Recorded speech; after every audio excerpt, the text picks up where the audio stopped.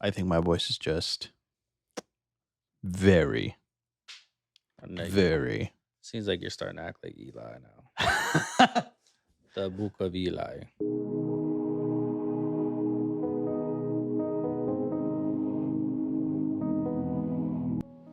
What is up, everyone, and welcome to another episode of Empower 610, where we Power of minds, one episode at a time. let's get it.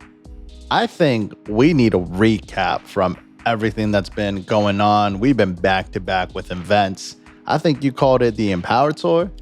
Most definitely the Empower Tour. I mean, there's a whole lot of empowerment going on.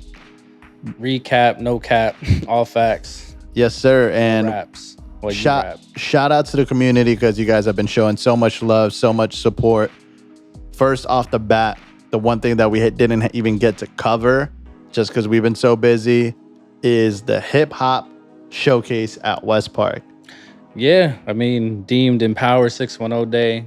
The cool thing was when the public heard about it, was like, oh, this is a surprise. And what they don't realize is how much work was going into that well in advance to work with the city on getting things done back and forth, connecting with and curating the artists that were going to perform, and then just iron out like the whole developmental process on top of doing it at West Park, which never been done before. Usually when it came to hip hop events, and me and you discussed this and we were worried about this, is the fact that most of the time, especially in this area, you would see hip hop artists show out, perform, and then leave. Mhm. And in this event, there was all the talents that showed up early, stayed, performed, and then still stayed to listen to the following acts. Mhm. So overall, it really brought that creativity together. And on top of that, like I said, we had the other creatives there, the other video people helping each other out, as well as the photographers that were there. Someone was shooting drone video. That was awesome. So overall, like the unity and how we came up with the slogan, etc., which you can go a little bit deeper on, because I think with everything that we've been doing, it really does feel like etc. with the original meaning and the meaning that we put behind it. Just kind of reflecting, and when you think about et cetera as a form of a literary device, it's always like, oh well, you're naming something in sequential order, and then there's like et cetera, almost as if like those other things don't necessarily aren't too important or matter. And I feel like that's what this culture has felt like in Allentown. So for us to be a part of that, for everyone to be there that day to be a part of it, and those who couldn't make it were with it in spirit, it really amplified that like there is a lot of meaning and purpose to it. But for those that don't realize or missed it or didn't catch it, it's an acronym. There's 3 different levels and layers to us. The biggest thing is empowering the creatives. We are creatives creating content to empower other creatives, through a lot of different pieces of information, discussion, talks, interviews, et cetera, et cetera.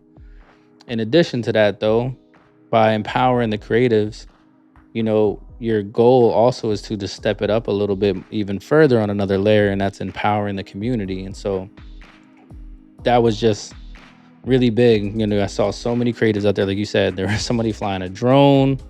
We had a flute player, Dr. Mathis, I believe is his name, who came out with Macville.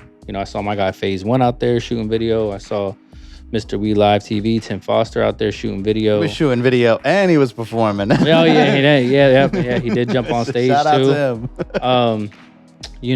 And we saw Tony Ortiz of I Will Not Lose podcast. Shout out to him. He performed in one of my showcases in the past, so it was full circle for us, interestingly enough, to be podcasting now.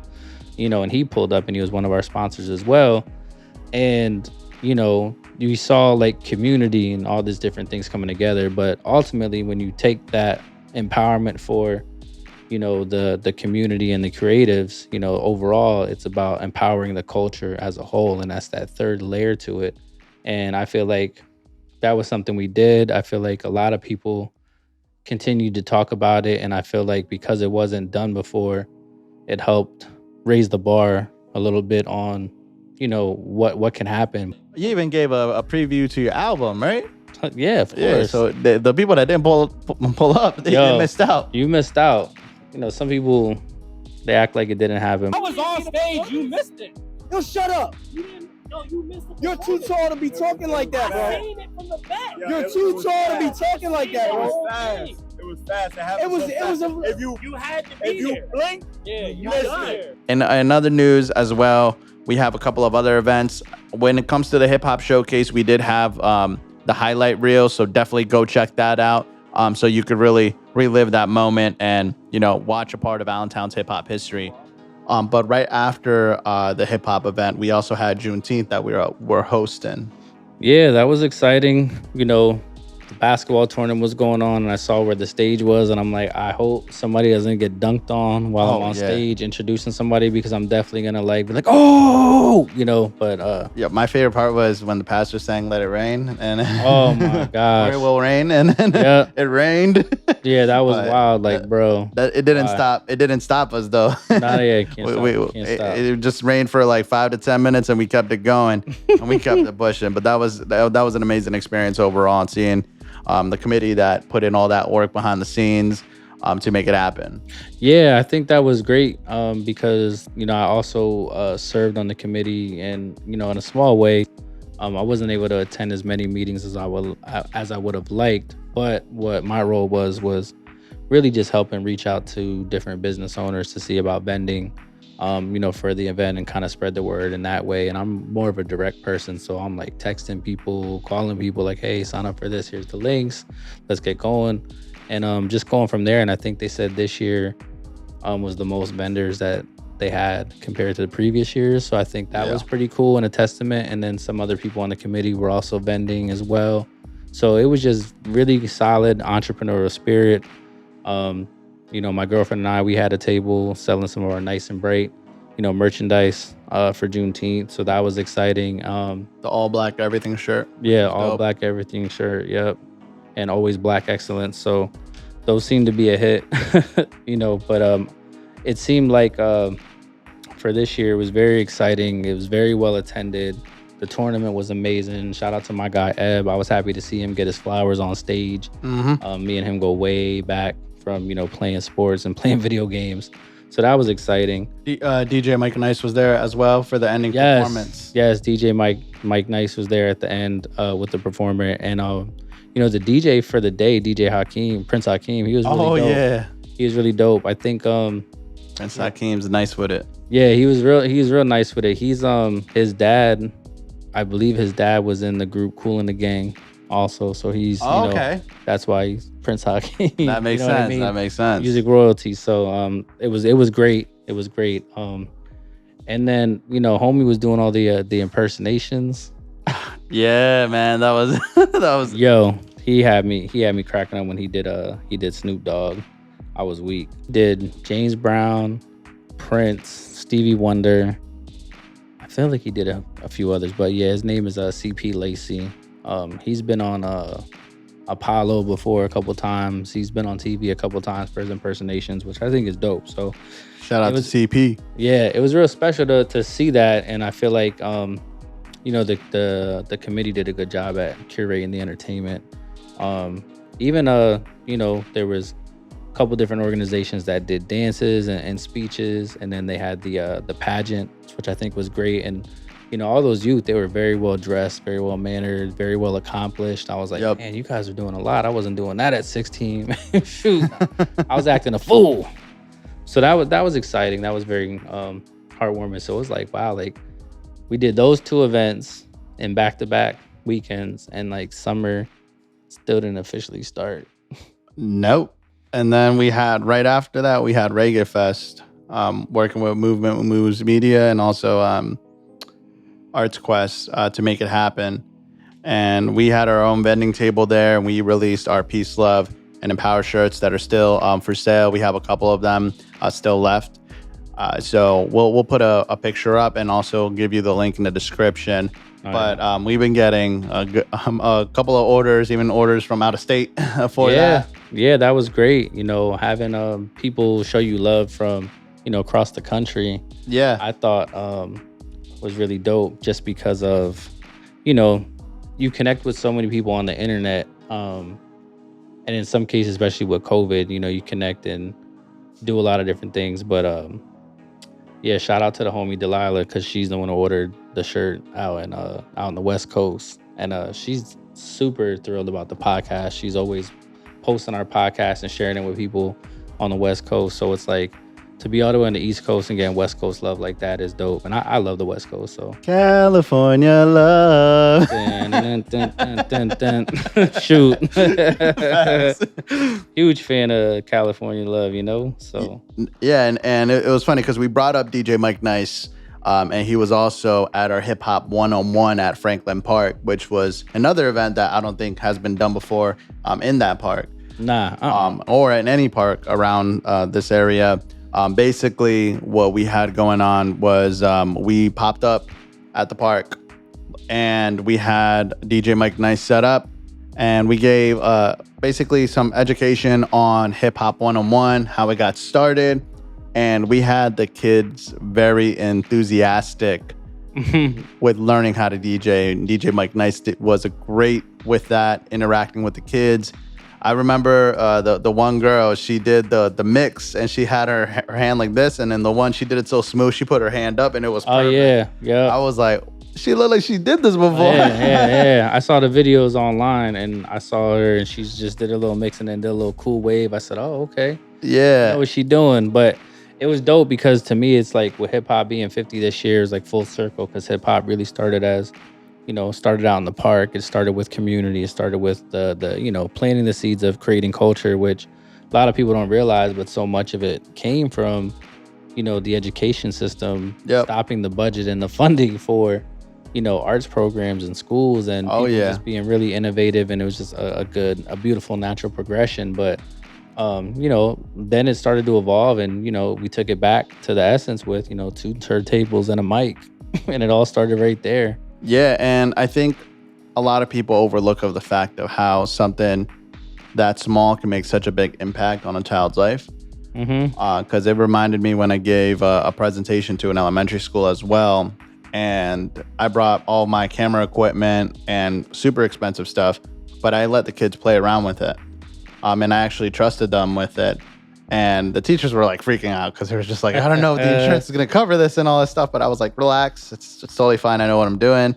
And the loving part about it was the fact that all the kids then sent me like cards, and you saw in the art, because they took, they drew it, like basically me showing them. And it was like one of like the most heartwarming things that I ever experienced. So seeing DJ Mike Nyce do that kind of brought that memory back up, and full circle once again.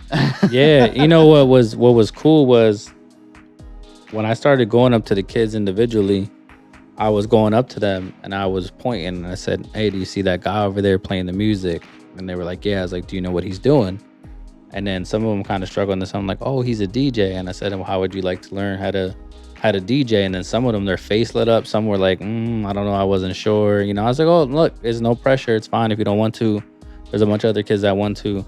But once they saw the first couple kids do it, then they came running over to kind of see, and they're like, wait a second, can I do that too? Can I do that too? Yeah. Can I give it a try? So it was cool. And that's the cool thing about, empowering the community and shifting the culture, because it's a big thing about everything with our youth is exposure. Right. You don't know what your options are unless you're exposed to them. And sometimes it's your parents. Sometimes it's, other places or people at school. And then sometimes it's just things that you randomly go to that's community. But being exposed and being hands-on and not doing all this internet stuff, or even really has a chance to shift things. And even the foundation of it, of the fact of like they were open to try something new and willing to try something in front of people, because I know so many adults that never overcame that. Yep. So they're stuck in their situation because since a child, they never went out of their box. Yep. And they stayed within the box. So that's why like things like that are so very impactful, because it opens their eyes, opens the experiences, and then open to new things and try new things, especially in like the development stages, for them to be able to learn and then to overall educate afterwards, to be open to try all these new experiences. Yep. Yep. And for the people that did visit and showed love and support, because a couple of people popped out. I think even a couple of other DJs as well popped up. Yeah. We're going to be hosting another one of those Hip Hop 101 events at Stevens Park on August 14th. So make sure you pull up, you bring the family, and let's all have a great time there as well. Yeah, it should be exciting. At least it's interactive. Stevens Park has a lot of history in this town as well. You know, it has been redone, so they've added some things over the years. So it's going to be exciting to, you know, be at that park, have you know, hip hop represented, being around those kids in that community is going to be a great thing. So I'm excited for that. And then this upcoming week, by the time y'all hear this, it's going to be probably the past week. But we have Control the Valley literally tomorrow, and we're rocking the shirts, showing some love and support. Shout out to Cruise Control. Shout out to Mike Frassetto for Movement Moves Media. Shout out to Arts Quest for, you know, helping and make this happen. A lot of the artists that performed at the hip hop event that we hosted are going to be popping up over there, and, you know, great time. I love the fact that we're bringing the talent together, because I remember in previous years, artists in the town used to be a little bit more small-minded and think like they were in competition with each other. But in reality, when we're all working together, we can all put on a great show. We can all display our talent and overall just support each other and show real love. And that's the whole purpose of this as well. Yeah, the other thing I think is pertinent to mention too is that it's not just about the artists. It's also, you know, you have artists, you have DJs, you have media representation, and it's all hosted at, you know, an arts-driven organization. So, you know, it's a collaboration hosted by Quantitated, co-hosted by Local Celebrities Podcast. Make sure you also follow us on IG and TikTok, because we're going to be uploading the Tiny Mike series that we're going to be rolling out pretty soon, asking a lot of members of the community certain questions, all based around empowerment and the brand. Yeah, most definitely. And also, you know, something to stump them. Yeah, maybe a hip hop question here and there. Yeah, doesn't hurt.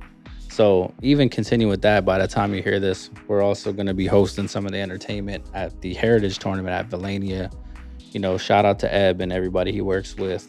You know, the tournament at Valania, the Heritage, is such a iconic basketball tournament that's been going on for so long here. So it's great to have it back at Valania this year, especially because the park has all been redone. So the park looks amazing.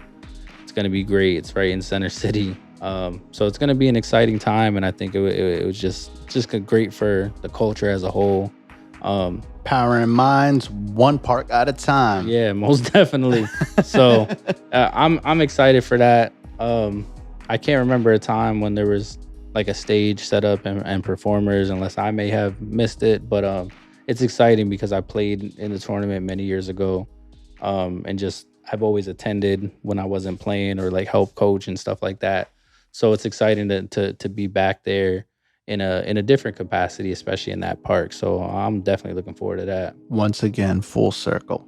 Yeah, everything's full circle. We might just title this episode Full Circle. Might as well. Because the next event, I also been there. I performed there, and I also covered it previously in previous years. It's the International Cultural Festival. Shout out to the homie Michelle.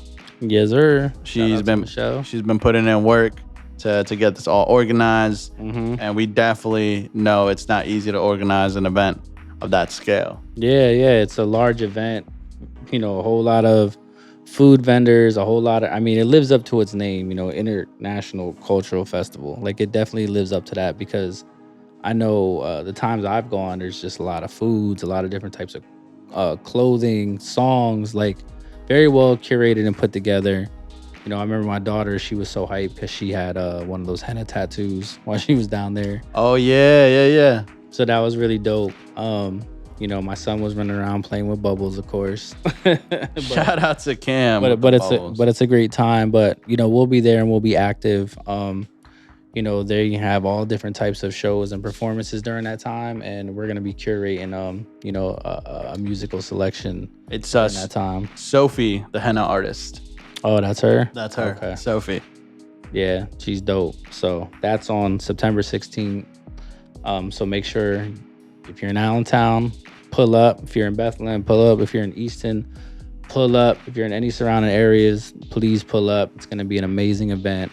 I'm excited for it. And by that time, you know, we'll be in back to school mode. Woohoo! Yeah, and we're not stopping anytime soon.